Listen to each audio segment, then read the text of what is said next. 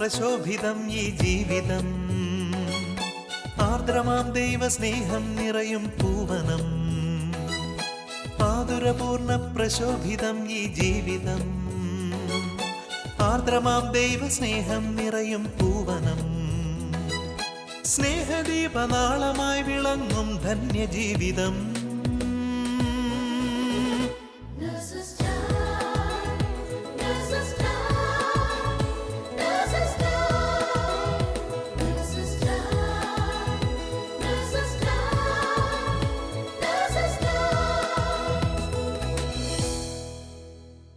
ഈശോ മിശിഹായ്ക്ക് സ്തുതിയായിരിക്കട്ടെ.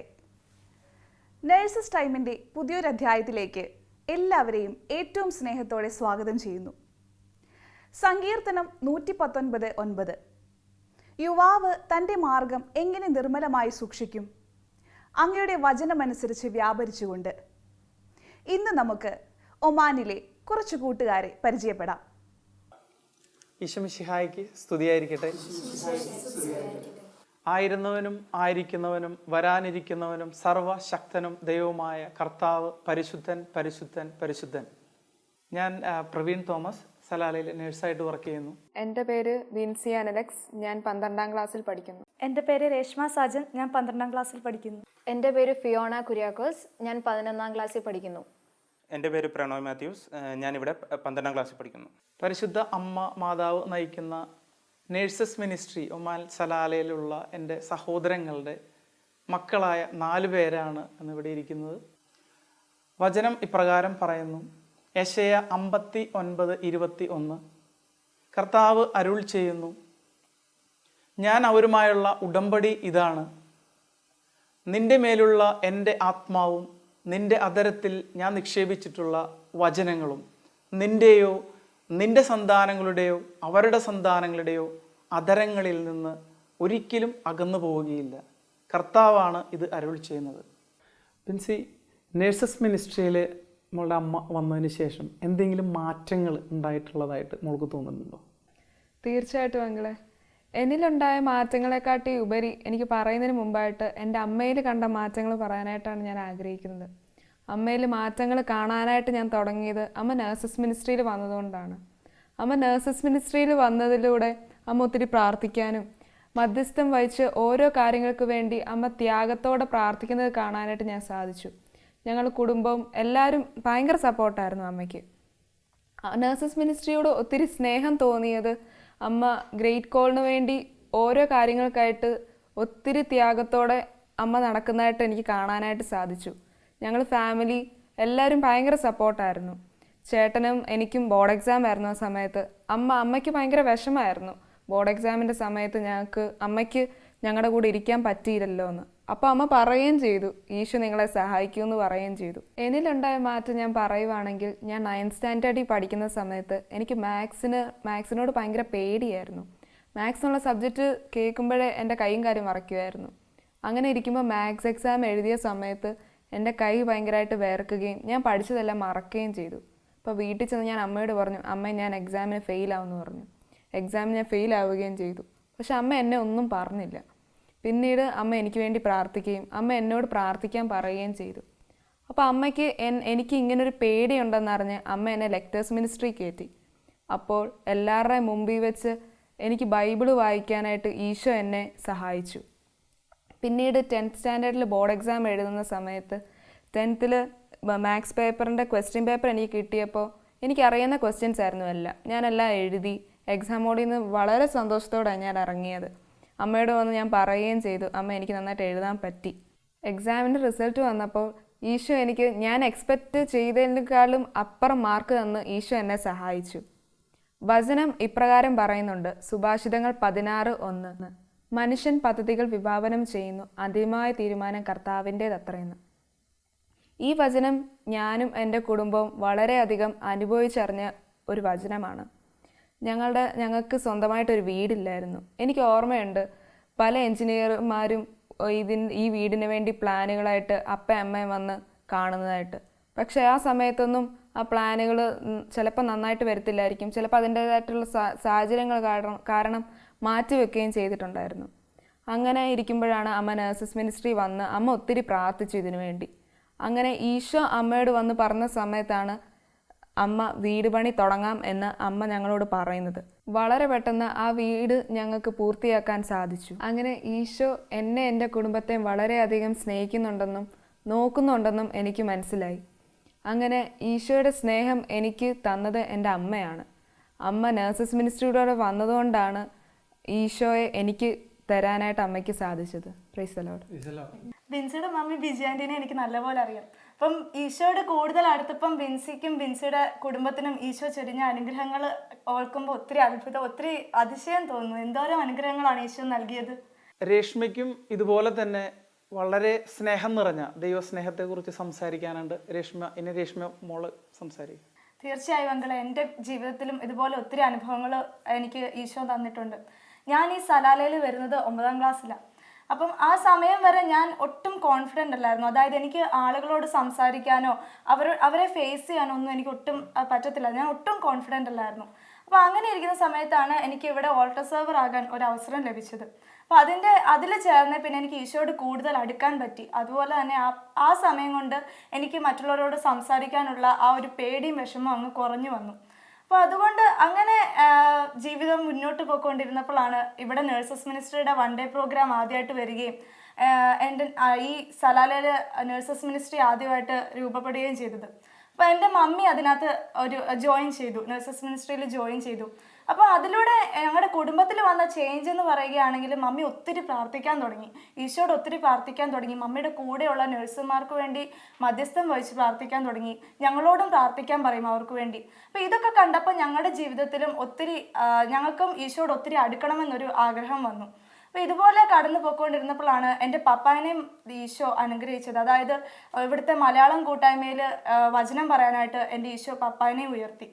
അപ്പം എൻ്റെ പേരൻസ് 2 പേരും ഇതുപോലെ ഈശോയോട് ചേർന്ന് നിൽക്കുന്നത് കാണുമ്പം എനിക്ക് വല്ലാത്തൊരാഗ്രഹം, എനിക്കൊന്നും ഈശോയ്ക്ക് വേണ്ടി ചെയ്യാൻ സാധിക്കുന്നില്ലല്ലോ എന്നൊരു വിഷമം വന്നു. അപ്പം ഞങ്ങളിങ്ങനെ വിഷമിച്ചിരിക്കുകയായിരുന്നു. അപ്പോൾ ആ സമയത്താണ് ഞങ്ങൾക്ക് നാട്ടിൽ പോവുകയും അണക്കര മരിയൻ റിട്രീറ്റ് സെൻ്ററിൽ ഒരു ധ്യാനം കൂടാൻ അവസരം ലഭിക്കുകയും ചെയ്തത്. അപ്പം അതിൻ്റെ ഭാഗമായിട്ട് എനിക്ക് അതിലൂടെ ലഭിച്ച അനുഗ്രഹം എന്ന് പറയുവാണെങ്കിൽ എനിക്ക് വചനം പഠിക്കാൻ ഒരു വലിയ കൃപ ഈശോ തന്നു. അപ്പം ഒത്തിരി വചനങ്ങൾ ഞാൻ അതേ പിന്നെ കാണാതെ പഠിക്കാൻ തുടങ്ങി. എനിക്ക് വചനത്തോട് ഒത്തിരി താല്പര്യം വന്നു തുടങ്ങി. അപ്പം ഞാൻ നാട്ടിൽ നിന്ന് തിരിച്ചു വന്നപ്പം എനിക്ക് ഇവിടെ ഒരു ചെറിയ കൂട്ടായ്മയിൽ എനിക്ക് എന്നേക്കാൾ മുതിർന്നവരോട് ഈശോനെ കുറിച്ച് പറയുവാൻ വലിയൊരു അനുഗ്രഹം എൻ്റെ ഈശോ എനിക്ക് തന്നു. അപ്പം ഞങ്ങൾ ഇങ്ങനെ ആത്മീയതയിൽ ഇങ്ങനെ വളർന്ന് തുടങ്ങിയിട്ടേ ഉണ്ടായിരുന്നുള്ളൂ ആ സമയത്ത്. അപ്പം ഞാൻ എൻ്റെ ഒരു ചെറിയ അനുഭവം ഇപ്പോൾ പറയാം. അതായത് എൻ്റെ 11ാം ക്ലാസ്സിലെ ഫിസിക്സിൻ്റെ ഫൈനൽ എക്സാം എനിക്ക് ഭയങ്കര പാടായിരുന്നു. ഞാൻ എത്ര പഠിച്ചിട്ടും ഞാൻ ഒത്തിരി എനിക്ക് പറ്റുന്ന അത്രയും ഞാൻ പഠിച്ചു. പക്ഷേ എനിക്ക് ആ പരീക്ഷയിൽ ഒട്ടും സ്കോർ ചെയ്യാൻ പറ്റിയില്ല. എനിക്കറിയാമായിരുന്നു ഞാൻ ഫെയിൽ ആകുമെന്ന് എനിക്ക് നല്ലപോലെ അറിയാമായിരുന്നു. അപ്പം യോഹന്നാന്റെ സുവിശേഷം 15-ാം അധ്യായം 7-ാം വാക്യത്തിൽ ഇങ്ങനെയാണ് പറയുന്നത്. അതായത് നിങ്ങൾ എന്നിൽ വസിക്കുകയും എൻ്റെ വാക്കുകൾ നിങ്ങളിൽ നിലനിൽക്കുകയും ചെയ്താൽ ഇഷ്ടമുള്ളത് ചോദിച്ചു കൊള്ളുക, നിങ്ങൾക്ക് ലഭിക്കും. അപ്പോൾ ഈ വചനം എന്നെ നല്ലപോലെ സ്പർശിച്ചു. അപ്പോൾ ഈ ഒരു വചനത്തിൻ്റെ ഒരു ബേസ് വെച്ച് ഞാൻ ഈശോയോട് ഒരു നേർച്ച നേർന്നു. അതായത് എൻ്റെ ഈശോയെ ഈ പരീക്ഷയിൽ എന്നെ ഒന്ന് പാസ്സാക്കി തരുമെങ്കിൽ ഞാൻ 100 ബൈബിൾ വചനങ്ങൾ കാണാതെ പഠിച്ചോളാം. അങ്ങനെ അത് പറഞ്ഞ് ഞാൻ 100 ബൈബിൾ വചനങ്ങൾ കാണാതെ എഴുതി പഠിക്കുകയും ചെയ്തു. അപ്പോൾ അതിൻ്റെ ഒരു ഫലമായിട്ട് ഈശോ എന്നെ ആ പരീക്ഷയിൽ അത്ഭുതകരമായി എന്നെ ജയിപ്പിച്ചു തന്നു. അപ്പോൾ ഈ ഒരു എക്സ്പീരിയൻസ് എൻ്റെ ആത്മീയ ജീവിതത്തെ ആഴപ്പെടുത്താൻ ഒത്തിരി സഹായിച്ചു. അപ്പോൾ ഇതെല്ലാത്തിനും കാരണം എന്ന് പറയുന്നത് എൻ്റെ മമ്മി ഇതുപോലെ നഴ്സസ് മിനിസ്ട്രി വരികയും അമ്മയുടെ ആ പ്രാർത്ഥനയും അമ്മയ്ക്ക് ഈശോയോടുള്ള സ്നേഹവും ഒക്കെ ഞങ്ങളിലേക്ക് പകർന്നു കിട്ടിയപ്പോഴാണ് ഈശോ ഞങ്ങളെ ഇത്രയും വലുതായിട്ട് ഇത്ര അനുഗ്രഹങ്ങൾ നൽകി ഞങ്ങളുടെ കുടുംബത്തെ അനുഗ്രഹിച്ചത്. ഞാനും ഉണ്ടായിരുന്നു. മോള് വചനം പറയുന്ന സമയത്ത് ആ ശുശ്രൂഷയിലെ ഭാഗമായി എനിക്ക് സാധിച്ചിരുന്നു. വളരെ മനോഹരമായിട്ട് തന്നെ എല്ലാവർക്കും അതൊരു ഭയങ്കര ഒരു ഫീലായിരുന്നു എന്ന് പ്രത്യേകം പറഞ്ഞിരുന്നു. എല്ലാവരും മോൾക്ക് വേണ്ടി പ്രത്യേകം പ്രാർത്ഥിച്ചിരുന്നു. അത്രയും മനോഹരമായിട്ട് തന്നെ ആ മോള് വചനം പറഞ്ഞു. നമ്മളിപ്പോൾ പെൺകുട്ടികളെ കുറിച്ച് പറയുകയാണെങ്കിൽ നമുക്കറിയാം, മുടി അവരുടെ ഏറ്റവും മനോഹരമായിട്ടുള്ളൊരിതാണ്. നമ്മുടെ ഈ മകള്, അവൾക്ക് നല്ല നീളമുള്ള മുടി, നല്ല സുന്ദരമായിട്ടുള്ള മുടിയൊക്കെ ഉണ്ടായിരുന്നു. ലീവ് കഴിഞ്ഞ് വന്നപ്പോൾ ആ മുടി പകുതിയിൽ മേലെയായിട്ട് കട്ട് ചെയ്തായിട്ട് കണ്ടു. അതെന്താ സംഭവിച്ചതെന്ന് പറയൂ. തീർച്ചയായിട്ടും അങ്കിൾ. കഴിഞ്ഞ പ്രാവശ്യം ഞങ്ങൾ നാട്ടിൽ പോയപ്പോൾ ഞാനാണെങ്കിൽ വെറുതെ ഇരുന്നപ്പോൾ പത്രം വായിച്ച് നോക്കിയപ്പോഴാണ് കണ്ടത് ഒരു ന്യൂസിൽ മുടി ക്യാൻസർ പേഷ്യൻസിന് മുടി ഡൊണേറ്റ് ചെയ്യുന്നതിനെ പറ്റി. അപ്പോൾ ഞാൻ എൻ്റെ മമ്മിയുടെ അടുത്ത് പറഞ്ഞു, മമ്മി ഇതൊരു നല്ല ഒരു കാര്യമാണല്ലോ മുടി ഡൊണേറ്റ് ചെയ്യുന്നത്. എനിക്കൊരു ഭയങ്കര ആഗ്രഹമായിരുന്നു. ഈ ഡൊണേഷൻ എന്ന് പറയുമ്പോൾ എനിക്ക് ഭയങ്കര ക്രേസ് ആയിരുന്നു. അപ്പോൾ മമ്മി പറഞ്ഞു നമുക്കതൊന്ന് നോക്കാമെന്ന് പറഞ്ഞുകൊണ്ട് ഞങ്ങൾ അതിനെക്കുറിച്ച് അന്വേഷിച്ചപ്പോൾ അത് കറക്റ്റാണ്. അങ്ങനെ ഞങ്ങൾ ഇവിടെ സ്ഥലത്ത് പോയിട്ടാണെങ്കിൽ മുടി ഡൊണേറ്റ് ചെയ്തു. അതാണ് എല്ലാവരും ഞെട്ടിപ്പോയി. അത് പെട്ടെന്നുള്ളൊരു തീരുമാനമായിരുന്നു. എല്ലാവരും ആരെ അറിയിക്കാനും പറ്റിയില്ല. എല്ലാവരും ഞങ്ങളിവിടെ തിരിച്ചു വന്നപ്പോൾ എല്ലാവരും ഞെട്ടിപ്പോയി. എല്ലാവരും ചോദിച്ചു മുടി എന്ത് പറ്റി. ചിലർ പറഞ്ഞു, ചിലർ അറിയുന്നതിന് ഇപ്പറേ ചിലർ പറഞ്ഞു അത് ഭയങ്കര കഷ്ടമായിപ്പോയി, സ്റ്റൈല് കാണിച്ച് ഇങ്ങനെ സ്റ്റൈല് കാണിക്കരുതെന്നൊക്കെ ചിലർ പറഞ്ഞു. പിന്നെ ഞങ്ങൾ പറഞ്ഞു മുടി ഡൊണേറ്റ് ചെയ്തെന്ന് പറഞ്ഞപ്പോൾ എല്ലാവരും പറഞ്ഞു നല്ല കാര്യം, ദൈവം അനുഗ്രഹിക്കട്ടെ എന്നൊക്കെ പറഞ്ഞു. ചേച്ചിയും അനുജിത്തിയും ഒരേപോലെ. എൻ്റെ അനിയത്തി ഒരാളുണ്ട്, ഷിയോണ. ഞങ്ങൾ രണ്ടുപേരും കൂടിയാണ് മുടി കൊടുത്തത്. ശരിക്കും ഫിയോണയുടെ അനിയത്തി ഷിയോണയും ഇവർ രണ്ടുപേരും മുടി മുറിച്ച് ഇവിടെ നാട്ടിൽ നിന്ന് തിരിച്ചു വന്നപ്പോഴത്തേന് ഞങ്ങളെല്ലാവരും ഒരേപോലെ ഞെട്ടിപ്പോയി. എന്ത് പറ്റി, ഇവർ ഇത്രയും നീളമുള്ള മുടി എന്തുകൊണ്ട് ഇത്രയും പെട്ടെന്ന് ഇത്രയും നീളം കുറച്ച് വെട്ടിയെന്ന് ഞങ്ങൾ ശരിക്കും ഞെട്ടിപ്പോയി. കാരണം ഞങ്ങൾക്ക് അറിയത്തില്ലായിരുന്നു എന്ത് കാരണം കൊണ്ടാണ് ഇവരിങ്ങനെ മുടി മുറിച്ചത്. അപ്പം ഞങ്ങളിങ്ങനെ ഇവരോട് ഒത്തിരി ചോദിക്കുമായിരുന്നു എന്ത് പറ്റി. അപ്പോഴാണ് ഇവർ ശരിക്കുള്ള റീസൺ പറയുന്നത്. അതായത് ഇവർ ക്യാൻസർ രോഗികൾക്ക് വേണ്ടിയിട്ട് മുടി ഡൊണേറ്റ് ചെയ്താന്ന് പറഞ്ഞു.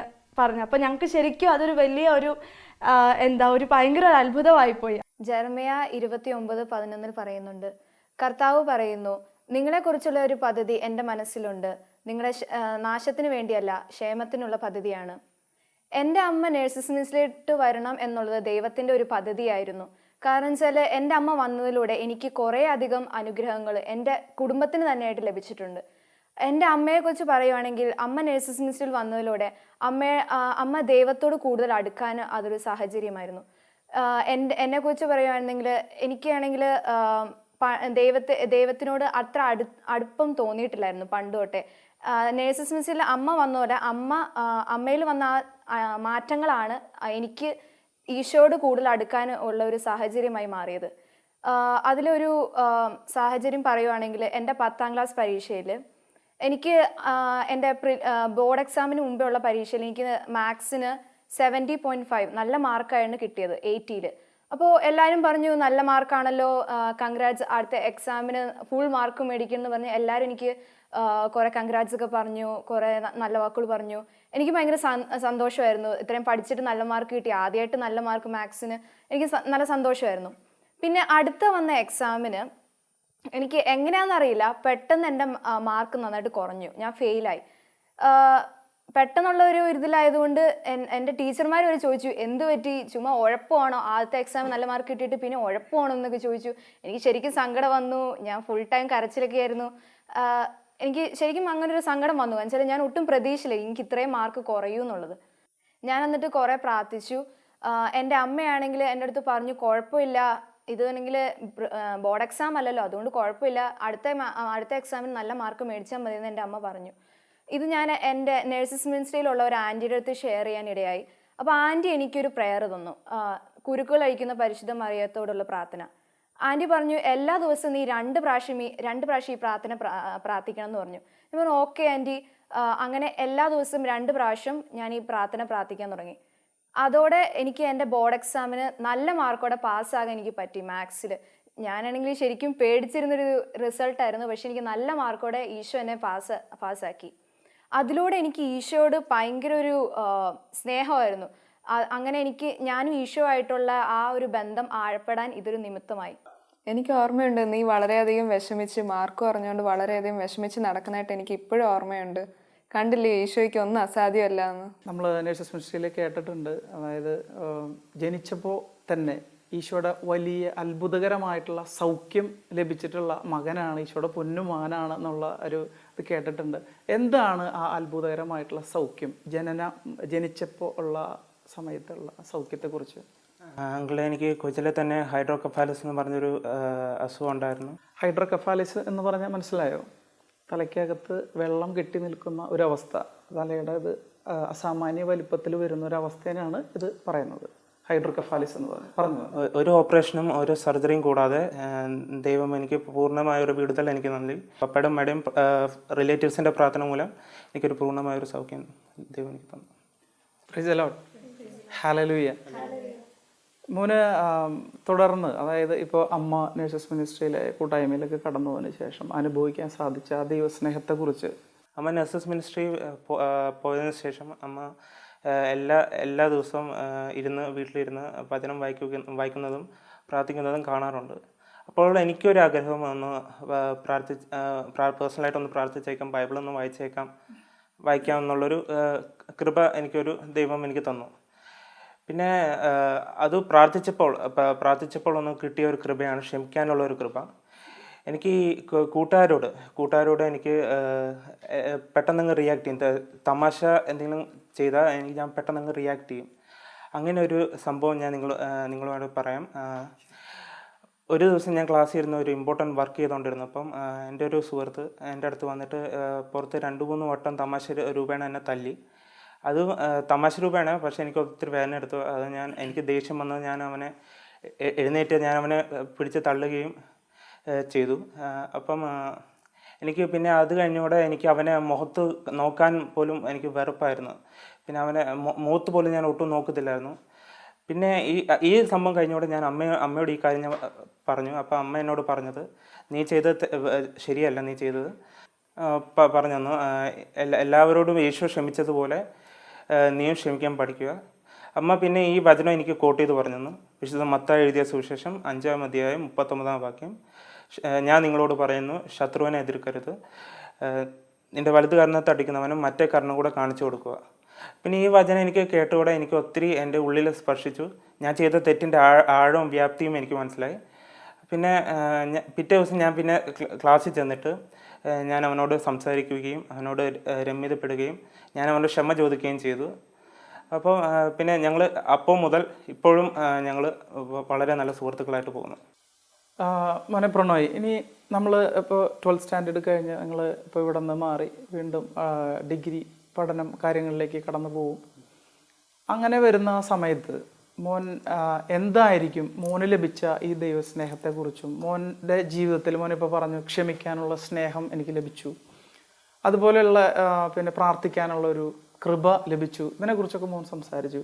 എങ്ങനെയാണ് മോൻ ഇനി വരുന്ന, അതായത് ഇനി 12th സ്റ്റാൻഡേർഡിലേക്ക് കടക്കുമ്പോൾ, അടുത്ത സ്റ്റേജിലേക്ക് കടക്കുമ്പോൾ മോൻ്റെ സഹപാഠികളും മോൻ്റെ ആ ഒരു ലൈഫ് സ്റ്റൈലിൽ എങ്ങനെയാണ് മോനത് അവിടെ ഇംപ്ലിമെൻ്റ് ചെയ്യാനായിട്ട് ഉദ്ദേശിക്കുന്നത്? ഞാനിപ്പോൾ 12th സ്റ്റാൻഡേർഡ് ആയതുകൊണ്ട് ഞാൻ 2-3 ദിവസം കഴിഞ്ഞാൽ നാട്ടിലോട്ട് തിരിച്ചു പോകും.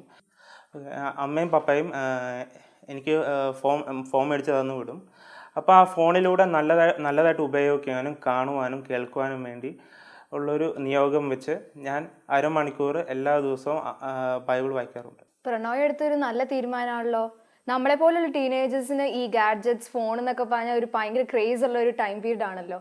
അപ്പോൾ പ്രണോയ് ഈ ഒരു തീരുമാനം എടുക്കുന്നത് ഞങ്ങൾക്കൊരു വലിയ ഇൻസ്പിറേഷൻ ആണ് അല്ലേ?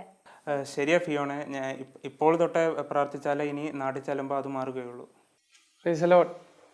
ഏറ്റവും മനോഹരമായിട്ടുള്ള ഒരു തീരുമാനം തന്നെയാണ് പ്രണോയ് എടുത്തിട്ടുള്ളത്. എന്നാൽ ഇപ്പോഴത്തെ ജനറേഷനിൽ നമ്മുടെ ടീനേജിൽ കാണുന്ന ഏറ്റവും ഇതായിട്ടുള്ള ഒരു ഇതാണ് മൊബൈലിൻ്റെ ഒരു അഡിക്ഷൻ. അതിന് ഏറ്റവും മനോഹരമായിട്ടുള്ള തീരുമാനം മോൻ എടുത്തിട്ടുള്ളത്. അതിന് എല്ലാവിധ പ്രാർത്ഥനകളും ഞങ്ങളുടെ ഭാഗത്തുണ്ടാവും. നല്ലൊരു ഡിസിഷനാണ്. ദൈവം സമൃദ്ധമായി അനുഗ്രഹിക്കുന്നത്. ഇനി എന്തായിരിക്കും നിങ്ങളുടെ ഭാവിയിൽ ഈ അനുഭവിച്ച സ്നേഹം എങ്ങനെ നിങ്ങളത് ഫ്രണ്ടിലേക്ക് കൊണ്ടുപോകും? അമ്മ എനിക്ക് തന്ന ഈ ദൈവസ്നേഹം മറ്റുള്ളവർക്ക് പകർന്നു കൊടുക്കാനും അതുവഴി എൻ്റെ ജീവിതശൈലി മറ്റുള്ളവർക്കൊരു മാതൃകയായി കാണിക്കാനുമാണ് ഞാൻ ആഗ്രഹിക്കുന്നത്. അതിൽ ഈശോ എന്നെ സഹായിക്കുമെന്ന് ഞാൻ പൂർണ്ണമായി വിശ്വസിക്കുന്നു. അങ്കിള് പറഞ്ഞതിനെക്കുറിച്ച് എനിക്കൊരു കാര്യം പറയാനുണ്ട്. അതായത് കുറച്ച് വർഷങ്ങൾക്ക് മുമ്പ് എൻ്റെ ഒരു ഫ്രണ്ട് സ്കൂളിൽ എല്ലാ ദിവസവും വരുന്നതാണ്, പക്ഷെ കുറച്ച് ദിവസമായിട്ട് സ്കൂളിലൊന്നും കാണുന്നില്ല. അപ്പോൾ ഞങ്ങൾ ഓർക്കുകയും ചെയ്തു വല്ല പനിയൊക്കെ ആയിരിക്കും. അപ്പോൾ അതുകൊണ്ട് ഞങ്ങൾ അത്ര കാര്യമായിട്ട് ശ്രദ്ധിച്ചില്ല.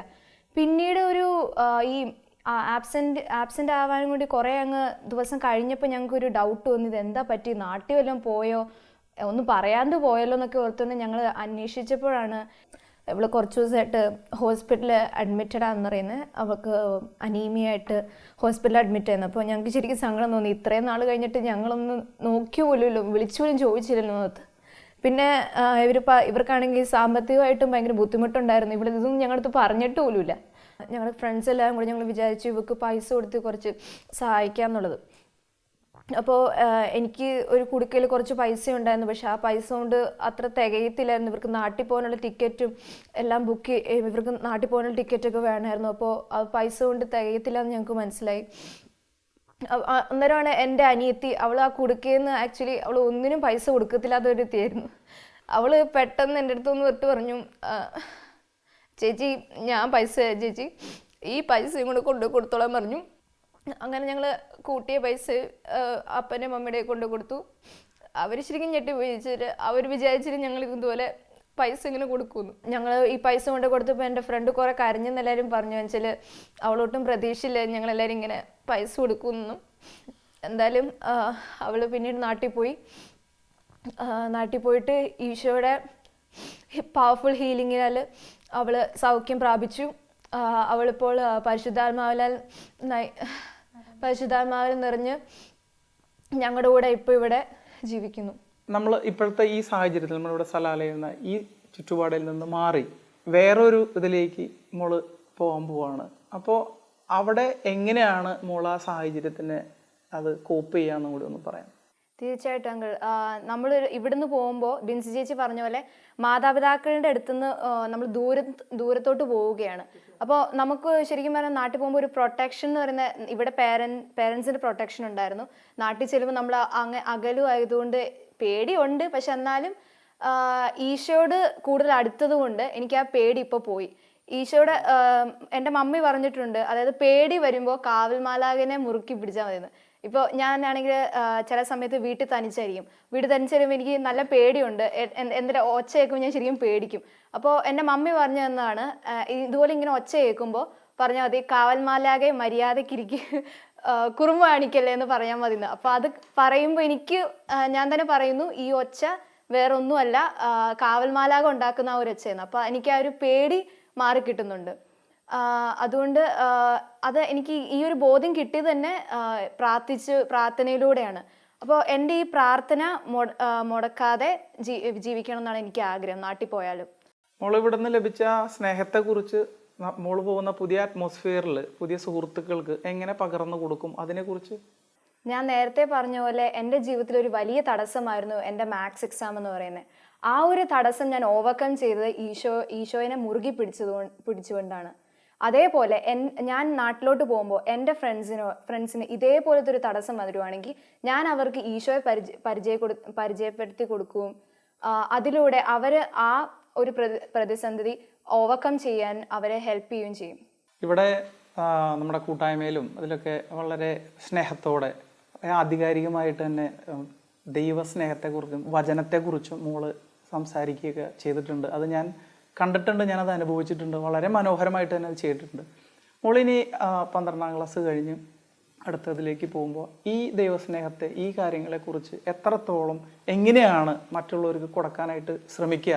അതുപോലെ തന്നെ നമ്മൾ ഇപ്പോൾ പുതിയൊരു ലൈഫ് സ്റ്റൈലിലേക്കാണ് ഇതിനടുത്ത് കടക്കാൻ പോകുന്നത്.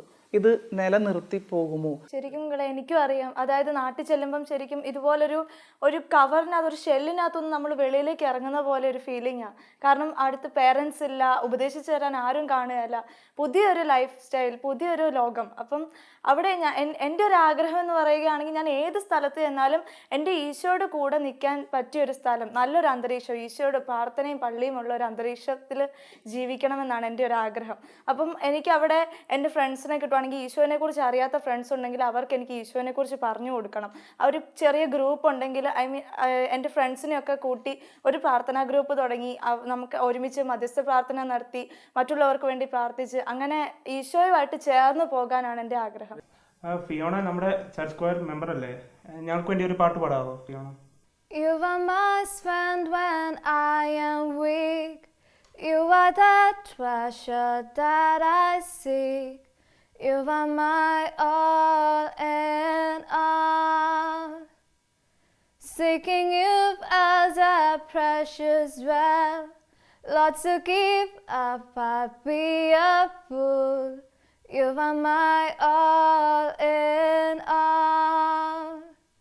Jesus, Lamb of God, worthy is your name.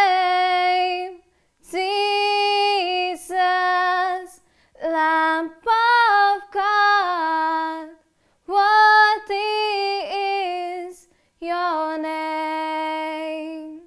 നിങ്ങളുടെ ജീവിതത്തിലെടുത്തിട്ടുള്ള ഈ മനോഹരമായിട്ടുള്ള ഈ ഡിസിഷൻ, ഈ തീരുമാനം, അതിന് നിങ്ങളുടെ ജീവിതത്തിൽ പ്രാവർത്തികമാകാനുള്ള കൃപയും അനുഗ്രഹവും പരിശുദ്ധാത്മാവ് നിങ്ങൾക്ക് നൽകട്ടെ എന്ന് ഞാൻ പ്രാർത്ഥിക്കുന്നു.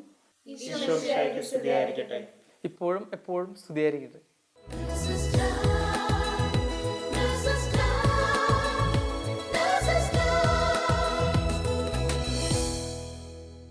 ഇന്നത്തെ തലമുറയിൽ പ്രകാശം പരത്തുവാനായി ഈശോ തിരഞ്ഞെടുത്ത ഈ മക്കളെ ഓർത്ത് നമുക്ക് ഈശോയ്ക്ക് നന്ദി പറയാം.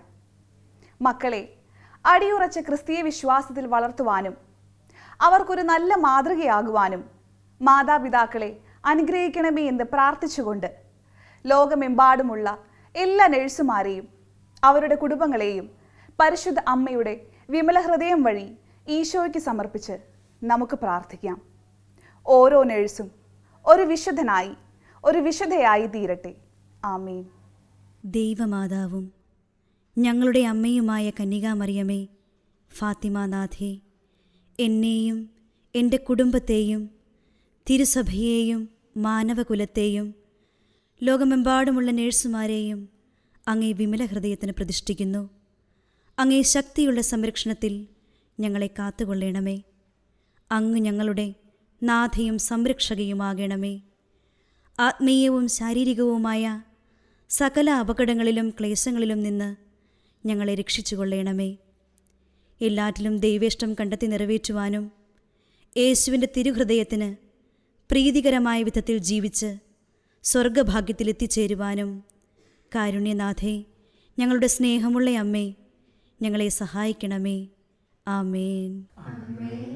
എൻ്റെ അമ്മേ, എൻ്റെ ഈശോയുടെ അമ്മേ, അമ്മേ എൻ്റെ അമ്മേ, എനിക്കീശോ തന്നൊരമ്മേ.